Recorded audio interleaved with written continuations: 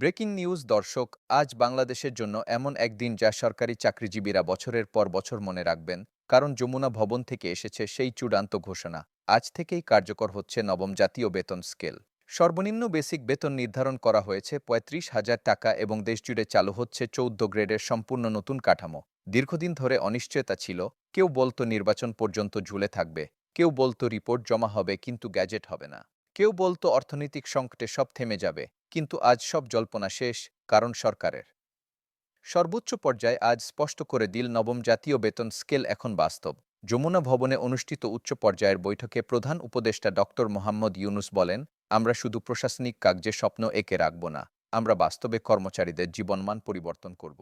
কারণ রাষ্ট্রের সবচেয়ে বড় শক্তি হল মাঠ পর্যায়ের কর্মচারীরা, যাদের ঘামে চলে প্রশাসন, যাদের নিষ্ঠায় টিকে থাকে জনগণের সেবা ব্যবস্থা, আর তাদের ন্যায্য প্রাপ্ত নিশ্চিত করা রাষ্ট্রের নৈতিক দায়িত্ব।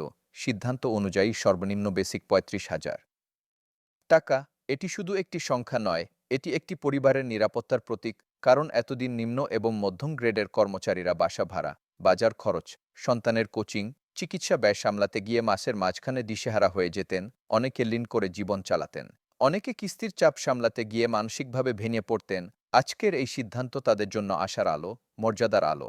একই সঙ্গে ১৪ গ্রেডের নতুন কাঠামো, অর্থাৎ আগের মতো জটিল স্তর নয়।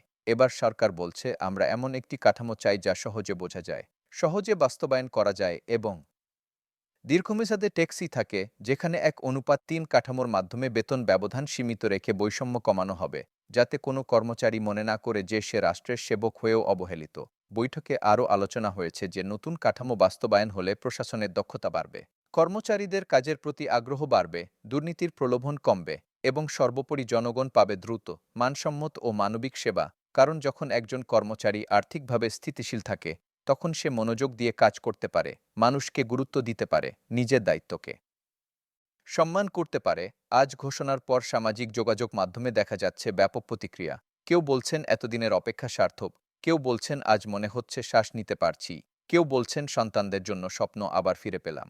আবার কেউ বলছেন এই সিদ্ধান্ত রাষ্ট্র ও কর্মচারীর সম্পর্ককে নতুনভাবে শক্তিশালী করবে।